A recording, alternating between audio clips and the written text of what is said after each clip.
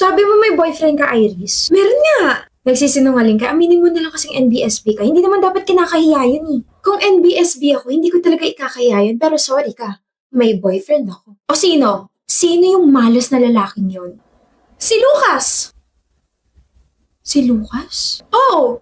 Si Lucas Martinez. Siya si Lucas Martinez. Masungit, mataray, mayabang, at higit sa lahat, hate na hate ako.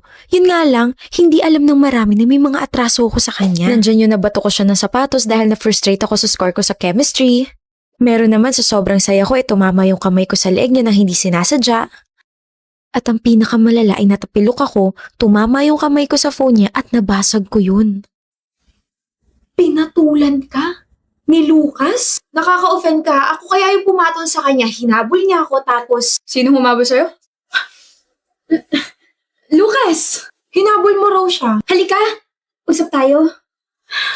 Narinig mo lahat? Oo, nasa likod niyo ako eh. Ano ulit yung sinabi mo? Girlfriend kita? Pinatulang kita? Hinabol kita? Sigurado ka ba ako yun? Alam kong marami akong atraso sa'yo pero... Sino ka ba? Mabuti yan. Hindi mo ako kilala. Kilala na kita. Tinamaan mo ko ng sapatos, tinamaan mo ko sa leeg at binasag mo yung phone ko. Ikaw yun. Correction, natamaan, hindi tinamaan. Nabasag, hindi binasag. Not intentional lahat ng mga yun. Ginawa mo pa rin. Nagawa, hindi ginawa. So ano gusto mo mangyari? Huge favor. Ayoko. Lucas, I promise, I will let you break up with me. Ano? Just pretend to be my boyfriend for months. Bakit naman ako papayag sa gusto mo? Kasi gusto talaga kita. Gusto maging, peace, prosperity, kapit-bisig. Ano makukuha ko dyan sa gusto mo? Name it. Bayaran mo tuition ko. Don't name it. Like, never mind. Ako na lang yung magsasabi, okay? Ang makukuha mo, extra fame and extra sauce. Imagine, papatal ka sa isang nobody. Like, masasabi ng mga tao na, bait naman ni Lucas, pumapatol sa hindi niya ka-level. Mababansagan kang, gwapo na, mabait pa. Aray, grabe yun na. So payag ka na? Do whatever you want. I'm Iris. Alam ko. Alam niya? Fruity. Anong ginagawa mo rito sa classroom namin? Eh di sinusundo ka ng girlfriend mo. Sinusundo kita. Mukhakanta nga. Anong gagawin ko dyan? Magpapalit tayo ng bag. Okay lang sa akin. Total, masakit naman na yung balikat ko. Dalhin mo ka ako yung bag ko. Marami kayo nakamasid. Wala nga tao rito sa corridor eh. May CCTV. Uwi ka na? Obvious ba? Ano ba yan? Wala ka man lang baka sweet-sweet dyan. Like, ingat. Rar. Take care. Hindi ako mahilig sa matatamis. Ayan. Hatid mo ako. Bakit? May nakamasid pa ba sa atin? Wag na nga, Lucas. Baka nakaka-istorbo pa ako sa'yo. Baka, may lakad ka pa. Something like that. Anyway, thank you for today and thank you for the patience. Tandaan mo boyfriend pa rin kita sa Monday. Kaya mo to, Iris. May bag ka namang malaki. Kaya mo to. Ako to. Pwede mo naman kasi akong tawagin. Naiwan mo kasi yung paper bag mo. Okay ka lang ba? Halika, hatid na kita. Hindi na. Sa school lang naman valid yung deal natin eh. I insist. Pares din naman tayo ng way. Okay. Mag-isa ka lang ba sa apartment mo? Bakit mo natanong? Hindi kasama sa deal natin yan Sira, para ka kasing takot na ewan. Di ba mataray, masungit, tsaka mayabang ka? Don't tell me, nafu-fall ka na agad sa akin. Uy, kanina lang naging tayo Bawal ba maging concern? Grabe, Lucas, ang rupok mo pala. Huwag kang ma-fall, bawal yan. Hindi ako na-fall. Wala pa nga ako nilalabas na charm eh. You're charmless. Salamat sa paghatid, pwede ka na umalis. Hindi mo pa sinasabi yung totoong rason kung bakit gusto mo yung ganitong setup. You're scared of me tapos may mga atraso ka sa akin, Iris. I'm sure may mas malalim na rason pa kung bakit gusto mong gawin to. Actually, wala namang malalim na rason. Kaya ako to ginagawa kasi gusto ko lang talaga mapalapit sa'yo. And, ayun, gusto ko mapalapit sa'yo kasi gusto nga kita. Good morning, Kaden. Walang good morning? Good morning, Fia. Anong ginagawa mo? Kinikilig. Sabi ko na, crush mo na naman ako eh. Diyos ko. 7 mistakes? Kairita. 7 mistakes? Kaden, it's okay. Whenever you feel down, remember to go up. Huh? Baka when you feel down, remember to... I feel you, okay? I feel you. Kaya naman, give up the good work. Bumalik ka sa upuan mo. Okay. Uuwi ka na, Kaden? Nandito ka na naman, Fia. Kasi uuwi na rin ako. Duh. Alam mo, napapansin ko na palagi mo na lang ako iniirapan kapag nasa harap mo ako. Ganun ka ba sa akin kasi yun yung love language mo? Sa bagay, gusto ko rin yun kasi action speaks louder than speaker. Than words. Ikaw ha? Kinokorek mo ba ako sa dati kong correction tape? Hindi ka pa uwi? Hindi pa, hanggat hindi ka pa nakakasakay. Sasakay na ako. Ano? Hindi ko alam na ganito na pala yung level na relasyon natin, Kaden. Ikaw ha, binibigyan mo na ako ng update ngayon na tignan mo na mumala ako. Kaden, namumula ako. Nasaan na yun? Na!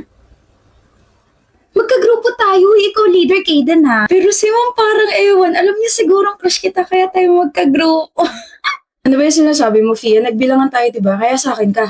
Uy, hindi mo pa nga ako nililigawan. Gusto mo na agad akong angkinin na. Pero I like it. Tapos, Huwag mo nang ituloy. ano ba yan? Hate mo talaga yung mga sinasabi ko, no? Pero okay lang. The more you hate, the merrier. Mali. Mali? Puro mali mga quotes mo. Ano ka ba naman, Fia? The more you hate, the more you love. You. Love you.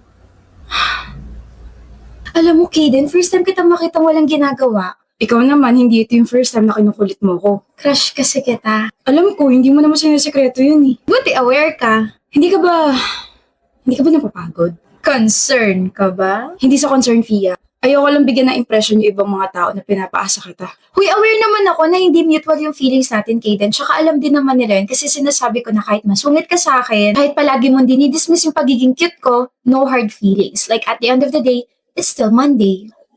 Tsaka hindi naman ako napapagod, no? Naniniwala kasi ako sa kasabihan na life is not a race, but I need a race.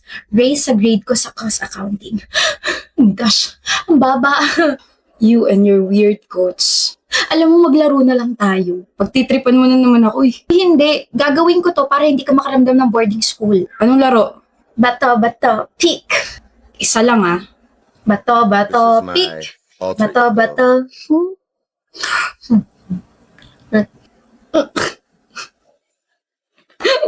Ang gwapo mo tumawa. It's giving rich love. Rich in kagwapuhan.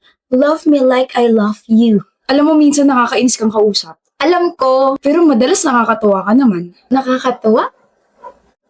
Natutuwa ka sa akin? Ngayon hindi. Kaden, do you want to take the risk or keep the change? I might take the risk and keep you.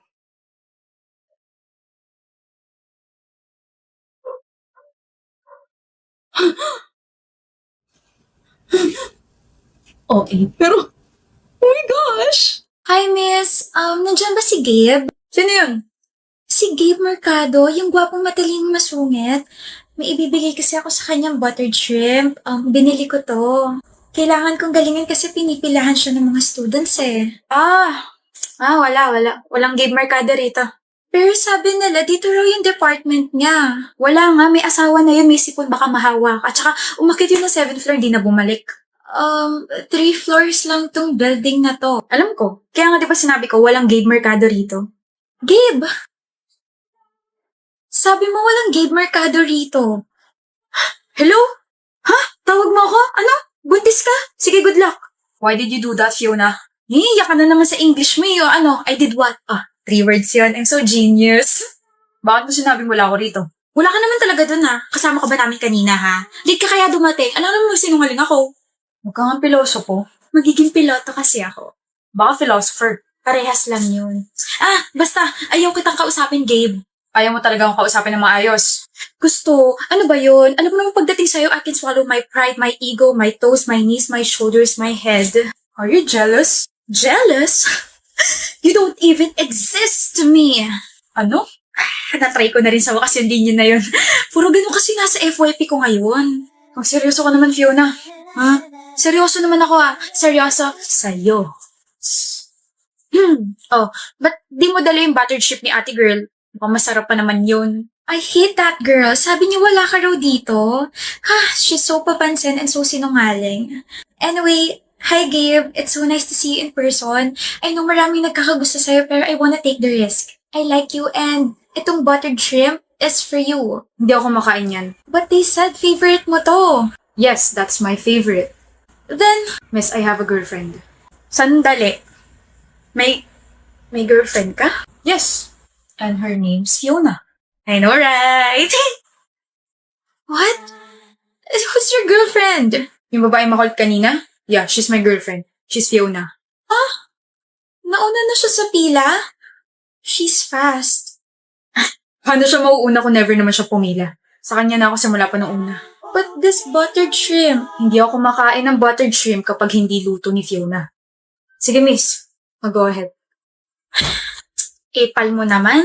At paano ako naging epal? Epalo ko kaya sa itong kamay ko. Kakilig ka naman eh. Grabe, huwag mo na akong papakawalan, Gabe. Kawalan mo yun. I'm like a cray that can color your life. Whatever, Fiona. Whatever, Karen Shrek. Alam mo, kaya kita ginawang boyfriend kasi para maging times 3 yung English skills ko. Like, I'm so genius, right? Left, up, and down. Uy, huwag ka ma-offend ah. I'm just adulting. Baka kidding.